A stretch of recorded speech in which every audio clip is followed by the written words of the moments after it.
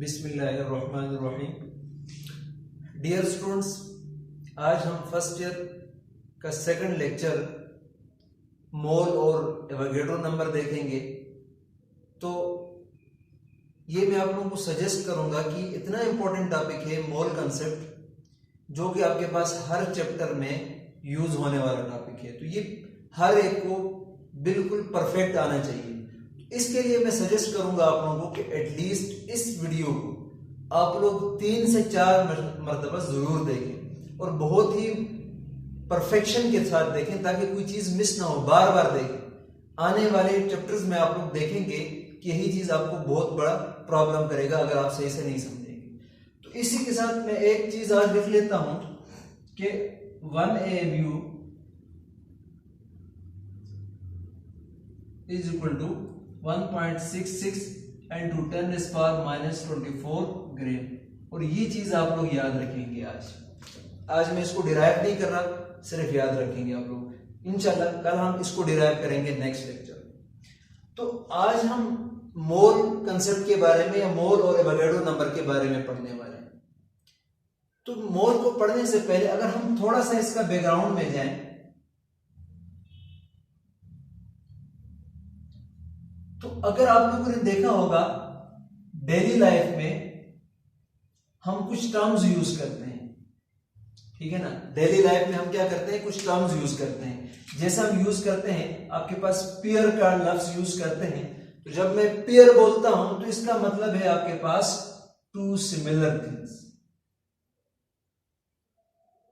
ठीक है ना। पेयर का मतलब आपके पास क्या है, टू सिमिलर थिंग्स या टू सिमिलर ऑब्जेक्ट्स। इसी तरह से आपके पास डजन है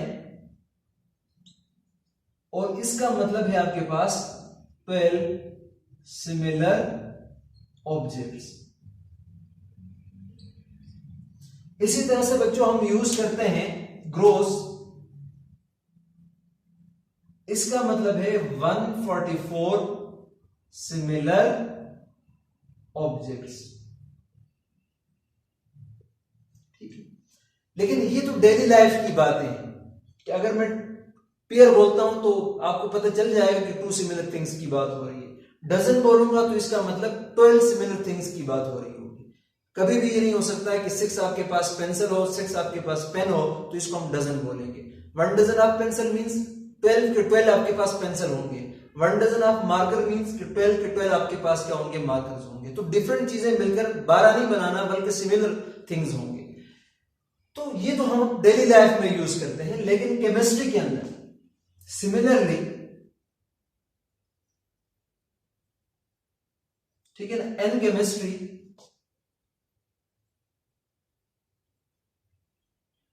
ठीक है ना, हम क्या यूज करते हैं केमिस्ट्री में, जो टर्म हम यूज करते हैं वो आपके पास क्या है, मोल है। तो केमिस्ट्री में हम क्या यूज करते हैं, मोल यूज करते हैं।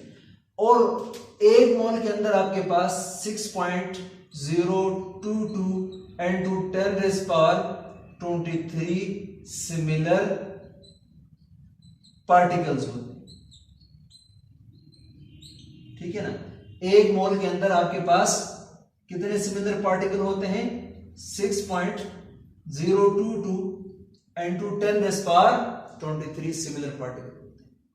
तो ये जो मोल का टर्म है हम केमिस्ट्री में यूज करते हैं।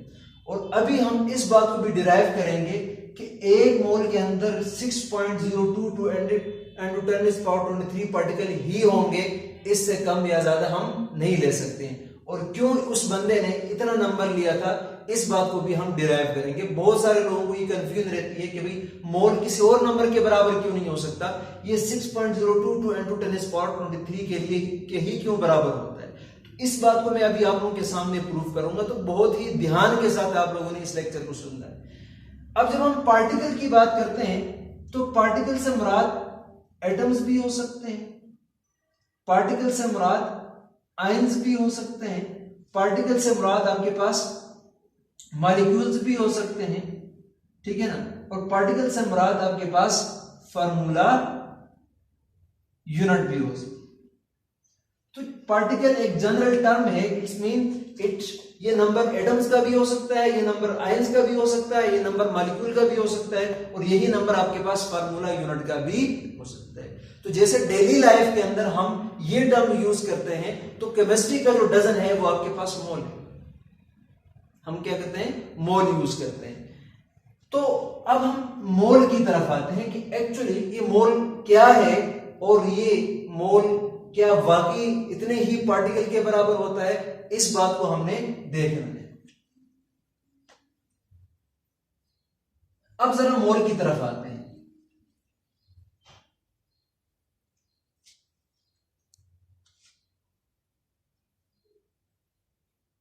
तो सबसे पहले ये बात याद रखिएगा कि जो मोल है ये लैटिन वर्ड है। मोल आपके पास क्या है, लैटिन वर्ड है। अब ये जो लैटिन वर्ड है मोल, इसका मतलब है ह्यूज अमाउंट, ठीक है ना। इसका मतलब क्या है आपके पास, ह्यूज अमाउंट, बहुत ज्यादा मिकदार। तो अभी मैंने आपको कहा था कि ये जो ह्यूज अमाउंट है ये कितना होता है, 6.022 into 10⁻23 पार्टिकल्स इसमें होते हैं। तो अगर आप लोग इस नंबर को गौर से देखें तो ये बहुत बड़ा नंबर है, ये कोई छोटा नंबर नहीं है।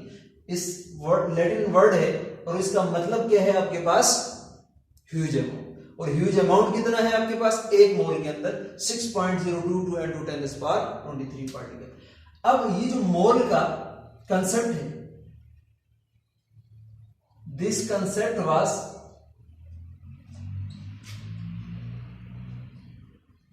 गिवन बाय अमीडो एवोगाड्रो, ठीक है ना। कब दिया है, इन 1811। जो मोल का कंसेप्ट है ये किसने दिया था, अमीडो एवोगाड्रो ने। कब दिया है, 1811। तो ये आपके पास इसका इंट्रोडक्शन हो गया, ठीक है। पहले हमने इसका बैकग्राउंड देखा, अब हमने इसका इंट्रोडक्शन देखा, अब हम इसको डिफाइन करेंगे और इसी डेफिनेशन को हम प्रूफ भी करेंगे, ठीक है ना। बहुत इंपॉर्टेंट है, यहां से आगे बहुत ही ध्यान के साथ सुनिएगा। तो मोल को हम डिफाइन कैसे करते हैं, ठीक है ना। मोल को हम डिफाइन कैसे करते हैं, इसको हम डिफाइन करते हैं when atomic mass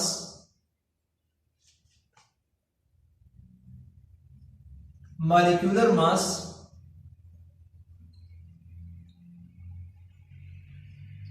are formula मास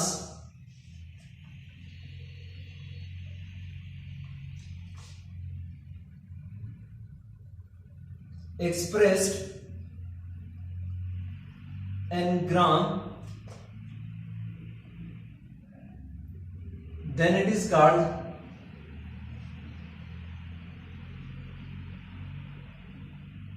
मोल। फिर इसको हम क्या बोलेंगे, मोल बोलेंगे, ठीक है ना। जब हम किसी एटम के एटॉमिक मास को, मॉलिक्यूल के मॉलिक्यूलर मास को, और जो आपके पास फार्मूला यूनिट है उसका फार्मूला मास को जब हम ग्राम्स में एक्सप्रेस करेंगे तो इसी को हम क्या बोलते हैं, मोल बोलते हैं। मोल आपके पास इसको रिप्रेजेंट किया जाता है, रिप्रेजेंटेड बाय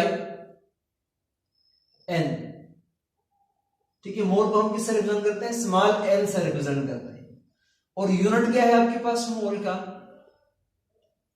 यूनिट आपके पास है MOL, ई नहीं लिखेंगे, जस्ट MOL लिखेंगे, ये इसका यूनिट आ गया।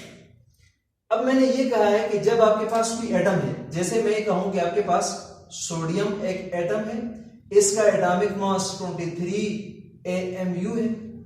इसी तरह से हाइड्रोजन आपके पास एक एटम है, इसका एटॉमिक मास 1 AMU है।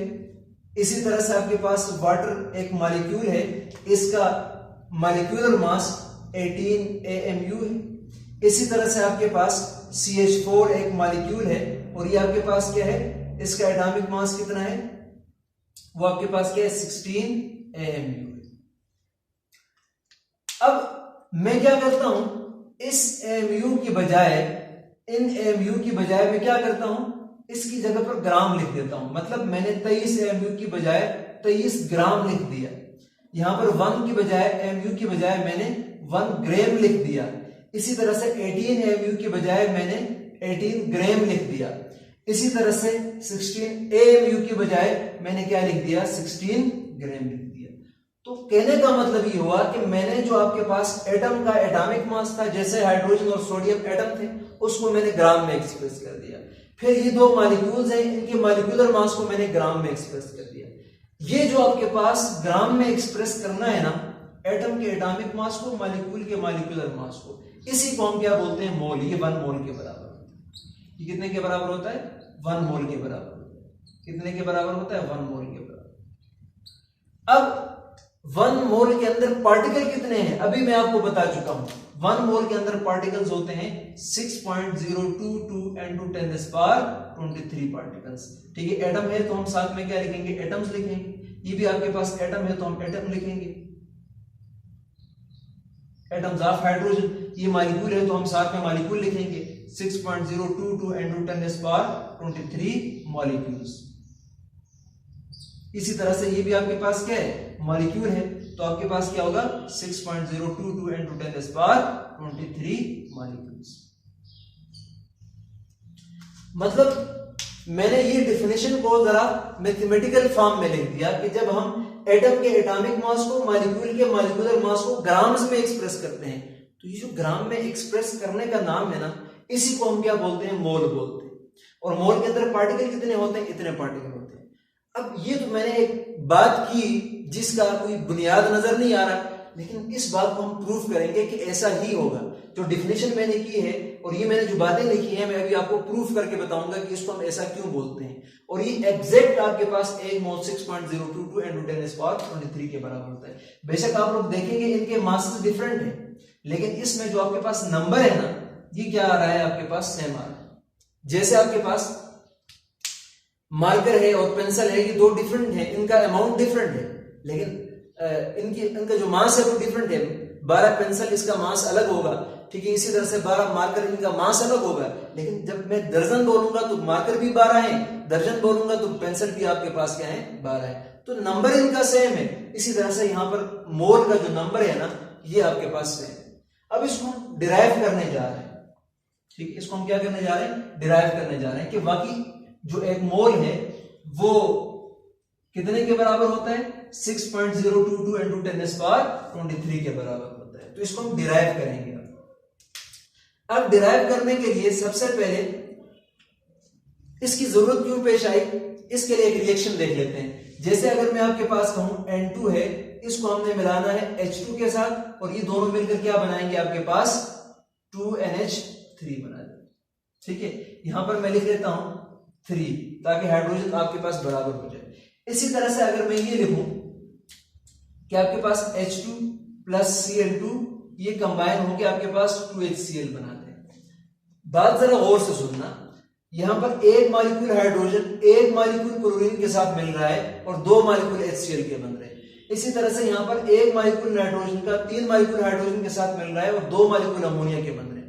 अब सवाल ये पैदा होता है, क्या अगर लेब के अंदर यही रिएक्शन हम परफॉर्म करने जाएं और हमें एक एटम इसका, 3 मॉलिक्यूल, एक मॉलिक्यूल इसका, 3 मॉलिक्यूल इसके लेकर क्या रिएक्शन लगाना पॉसिबल है?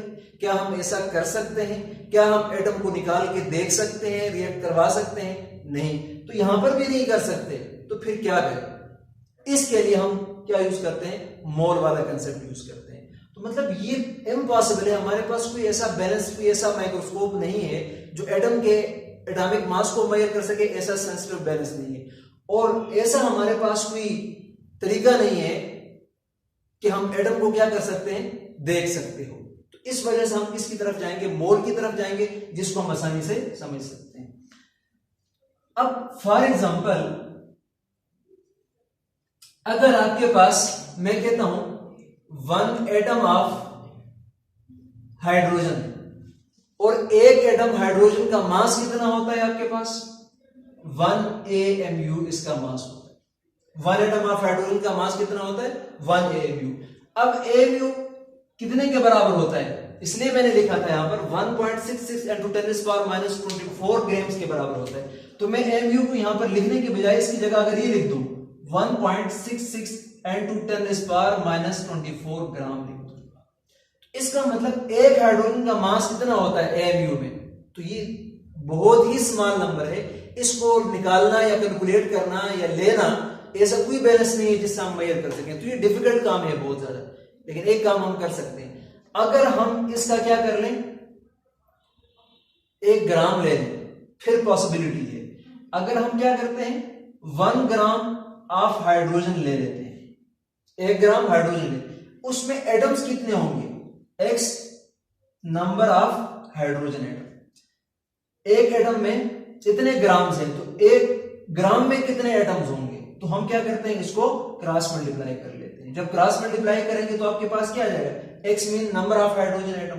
तो यार क्या आपके पास क्या है x मल्टीप्लाई बाय किसके साथ मल्टीप्लाई हो रहा है 1.1 मल्टीप्लाई बाय 1.66 × 10⁻⁻24 ग्राम आता है आपके पास। ये इज इक्वल टू क्या होगा 1 ग्राम 1 एटम के साथ मल्टीप्लाई करते हैं तो 1 मल्टीप्लाई बाय 1 आ जाएगा, तो 1 ग्राम आपके पास आ जाएगा हाइड्रोजन का एटम। अब हमें x की वैल्यू फाइंड करनी है कि भाई नंबर ऑफ एटम्स कितने हैं। x का मतलब यहां पर क्या है मैं लिख देता हूं x mean number of hydrogen atoms, ठीक है। x का मतलब क्या है number of hydrogen atom, x की वैल्यू क्या है, इसके लिए हम क्या करेंगे इसको डिवाइड कर लेंगे 1.66 × 10⁻⁻24 ग्राम, ठीक है ना। इधर भी डिवाइड कर लेंगे, ये आपके पास 1 मल्टीप्लाई बाय 1.66 × 10⁻⁻24 ग्राम आ जाएगा। तो यहां पर तो ये सारा कैंसिल हो जाएगा, इधर 1 से कैंसिल हो जाएगा, ग्राम से कैंसिल हो जाएगा। तो x आपके पास क्या है x is equal to 1 by क्या रह जाएगा आपके पास 1.66 × 10⁻⁻24 आ जाएगा। अब -24 को ऊपर ले जाएंगे +24 होगा, इन दोनों को डिवाइड करेंगे तो आपके पास क्या आ जाएगा x इज इक्वल टू आपके पास क्या है 0.6022 × 10⁻24 आ जाएगा। मैंने -24 को ऊपर लेकर गया हूं। अब अगर हम इस डेसिमल को इस इधर लेकर जाएंगे तो आपके पास क्या आ जाएगा x इक्वल टू 6.022 × 10⁻, आपके पास क्या आ जाएगा 24 की बजाय 23 आ जाएगा, ठीक है ना, एटम्स ऑफ हाइड्रोजन। इसका मतलब ये हुआ कि आपके पास x की वैल्यू कितनी आ गई, x की वैल्यू आपके पास आ गई 6.022 × 10⁻23। तो इसका मतलब ये हुआ कि आपके पास 1 ग्राम हाइड्रोजन के अंदर जो नंबर ऑफ एटम्स हैं, जो x की वैल्यू है वो आपके पास 6.022 × 10⁻23 है। तो मैंने आपको कहा था कि जब हम एटम के एटॉमिक मास को हम ग्राम में एक्सप्रेस करते हैं, पहले हमने 1 एटम लिया था, ये mu में था, इसको हमने क्या किस में ले लिया, फिर ग्राम में ले लिया। तो जब ग्राम में ले लिया तो ये नंबर कितने के बराबर आ गया 6.022 × 10⁻23 के बराबर आ गया। अब ये डिराइव एक एग्जांपल में और लेता हूं, इसके बाद बाकी आप लोगों ने खुद करना है।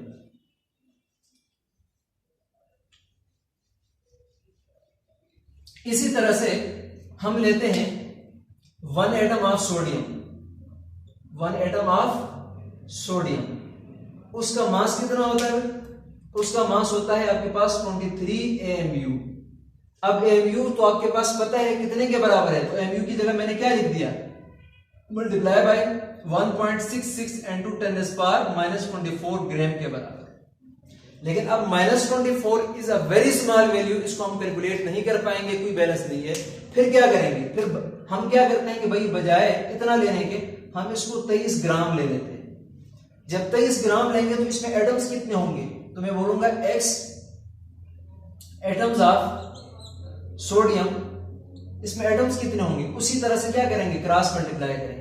तो क्रॉस मल्टीप्लाई करेंगे तो आपके पास क्या आ जाएगा x mean number of atom, तो नंबर ऑफ सोडियम एटम्स, ठीक है, n 23 ग्राम में कितने आ जाएंगे 23 को ऊपर लिख दिया डिवाइड बाय, इसको क्रॉस मल्टीप्लाई करके कैलकुलेट करोगे तो आपके पास आखिर में काट के यही बच जाएगा 23 मल्टीप्लाई बाय 1.66 × 10⁻⁻24 ग्राम। तो ग्राम से कैंसिल हो जाएगा, 23 से कैंसिल हो जाएगा, तो पीछे आपके पास क्या बच जाएगा number of sodium atoms is equal to 1 बच जाएगा, तो ये बच जाएगा 0.6022 into 10 raised power -24 है, तो ये आपके पास ऊपर जाके क्या हो जाएगा, +24 हो जाएगा। तो अब इस डेसिमल को इधर लेकर जाएं तो ये आपके पास आ जाएगा 6.022 into 10 raised power 23 आ जाएगा सोडियम एटम्स। इसका मतलब ये हुआ कि जो आपके पास 23 ग्राम है, इसके अंदर कितने आपके पास पार्टिकल्स हैं सोडियम के कितने एटम्स हैं, 6.022 into 10 raised power 23 आपके पास एटम है। तो जैसे 1 ग्राम हाइड्रोजन के अंदर इतने पार्टिकल थे, इसी तरह से 23 ग्राम सोडियम के अंदर आपके पास इतने सोडियम के एटम है। तो मैंने अभी आपको कहा था, इसी तरह से आप मॉलिक्यूल के लिए निकालें तो भी यही आंसर आएगा, आप जिसके लिए भी निकालें पार्टिकल्स के लिए तो यही आंसर आपके पास आने वाला है। आप चेक कर सकते हैं खुद, मैं डायरेक्ट लिख लेता हूं। इसी तरह से अगर मैं वाटर की बात करूं तो वाटर एक मॉलिक्यूल है, ठीक है ना, H2O इज इक्वल टू इसका 18 AMU इसका एटॉमिक मास यूनिट है, एटॉमिक मॉलिक्यूलर मास है। इसी तरह से अगर हम इसको ग्राम में एक्सप्रेस करेंगे 18 ग्राम, तो इसके अंदर पार्टिकल्स कितने होंगे, 6.022 into 10 raised power 23 मॉलिक्यूल्स होंगे, ठीक है ना। इसी तरह से अगर मैं NH3 की बात करता हूं अमोनिया की, तो आपके पास कितना आ जाएगा, 14 और 3 कितने हो जाएंगे, 15, 16, 17, 17 AMU इस अमोनिया का मास है। अगर हम इसको ग्राम में एक्सप्रेस कर लेंगे तो ये 17 ग्राम हो जाएगा, ठीक है ना। और इसके अंदर पार्टिकल कितने होंगे, 6.022 into 10 raised power 23। इसी तरह से अगर हम कुछ और ले लेते हैं तो ये आपके पास क्या आ जाएगा, CH4 ले लेते हैं, तो ये आपके पास 16 AMU हो जाएगा। अगर इसको ग्राम में एक्सप्रेस करेंगे तो ये 16 ग्राम हो जाएगा, और ये बराबर हो जाएगा आपके पास 16.022 into 10 raised power 23 मॉलिक्यूल के बराबर आ जाएगा, ठीक है ना। यहां पर ये भी आपके पास क्या है, मॉलिक्यूल। इसी तरह से हमने अभी सोडियम की बात की थी, तो Na ले लेते हैं, ये आपके पास क्या आ जाएगा, 23 AMU, और ये आपके पास क्या हो जाएगा, इसको हम 23 ग्राम में एक्सप्रेस करेंगे तो फिर ये आपके पास कितने के बराबर हो जाएगा, 6.022 into 10 raised power 23 मॉलिक्यूल के बराबर, सॉरी एटम के बराबर, ठीक है ना। तो अगर आप लोग गौर से देखें, क्या पहले मैंने जो बात की थी ये वही नहीं है।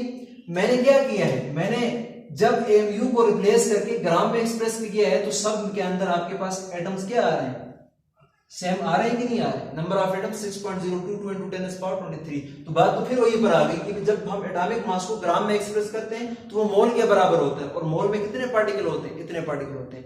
पहले 2 मैंने डिराइव करके बताया था, ये मैंने डायरेक्ट लिखा है, आप डिराइव करके लिख सकते हो, आंसर आपके पास यही आएगा, आप देख सकते हैं।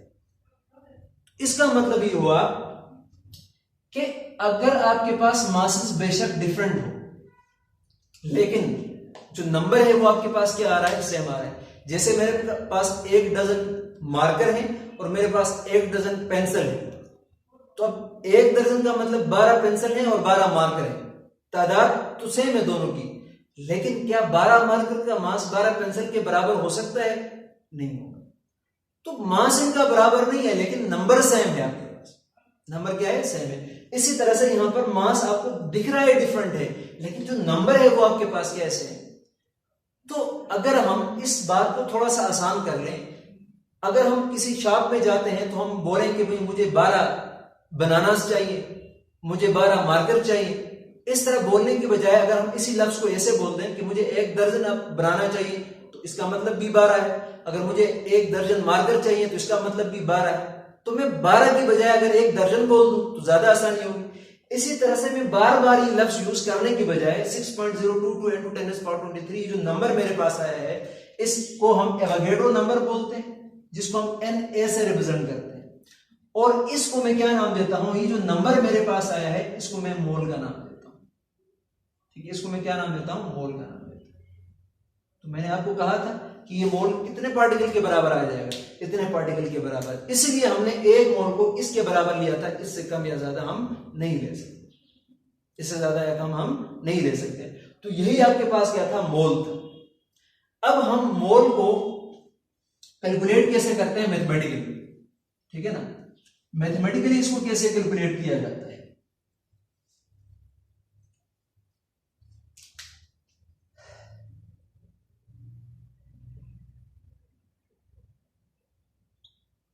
ठीक है। मैथमेटिकली हम इसको कैलकुलेट करते हैं, नंबर ऑफ मोल्स, जिसको हम स्मॉल n से रिप्रेजेंट करते हैं, ये आपके पास बराबर होता है आपके पास मास n gram divided by molar मास। ठीक है, एक फार्मूला ये है आपके पास। इसी तरह से हम ऐसे भी कर सकते हैं, number of moles in terms of particle अगर हम बात करें तो आपके पास क्या आ जाएगा, number of particles divided by Avogadro number Na 6.022 into 10⁻23। अगर हम गैसेस के लिए करें तो number of moles is equal to given volume divided by molar volume, जो आपके पास 22.4 डेसिमीटर क्यूब होता है। ये हम आगे जाके पढ़ेंगे। तो ये आपके पास 3 फार्मूलाज हैं जिससे हम क्या करते हैं, मोल को कैलकुलेट कर सकते हैं, जिससे हम क्या करेंगे, मोल को कैलकुलेट करेंगे। तो अब इसके बाद मैं इसको जल्दी से जरा रिकैप कर देता हूं, फिर आप लोगों को क्वेश्चन बताता हूं, वो सॉल्व आप लोगों ने कैसे करने हैं। मतलब इससे रिलेटेड जितने भी न्यूमेरिकल्स हैं ना, वो आप लोग सॉल्व करेंगे। अगर मैं खुद यहां पर सॉल्व कर लूं तो इसका मतलब फिर बहुत ज्यादा लेंथी हो जाएगा। तो आप लोगों ने क्या करना है, इसके रिलेटेड जितने भी न्यूमेरिकल्स हैं, एक्सरसाइज के जो एग्जांपल्स हैं, वैसे जो एग्जांपल है एक्सरसाइज में भी देख लें, अगर कोई मिलता है क्वेश्चन इससे रिलेटेड तो वो भी सॉल्व कर लें। तो इससे रिलेटेड आप लोग न्यूमेरिकल को सॉल्व करेंगे। तो हमने क्या पढ़ा, मोल कंसेप्ट के बारे में पढ़ा। मोल आपके पास क्या है कि जब हम किसी एटम के एटॉमिक मास को, मॉलिक्यूल के मॉलिक्यूलर मास को और आपके पास फार्मूला मास को जब ग्राम में एक्सप्रेस करते हैं तो हम उसको क्या बोलते हैं, मोल बोलते हैं। और मोल आपके पास कितने के बराबर होता है, 6.022 into 10⁻23 के बराबर होता है। ये बिल्कुल उसी तरह से है जिस तरह के हम डेली लाइफ में डजन वगैरह यूज करते हैं, ठीक है ना। इसी तरह से हम केमिस्ट्री के अंदर हम मोल यूज करते हैं। 1 डजन आपके पास 12 सिमिलर थिंग्स के बराबर होता है।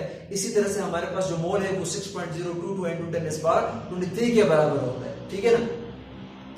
तो इसको हम कैलकुलेट कैसे करते हैं mathematically, number of mole is equal to mass in gram divided by molar mass, या फिर number of mole is equal to number of particle divided by Avogadro number, ठीक है ना। Number of moles is equal to given volume divided by molar volume. तो ये आपके पास given volume और मोलर वॉल्यूम दोनों सेम यूनिट के अंदर होंगे, और ये आपके पास स्पेशली हम गैसेस के लिए भी यूज कर लेंगे इसको, ठीक है। तो इसी के साथ मैं इस लेक्चर को खत्म करता हूं।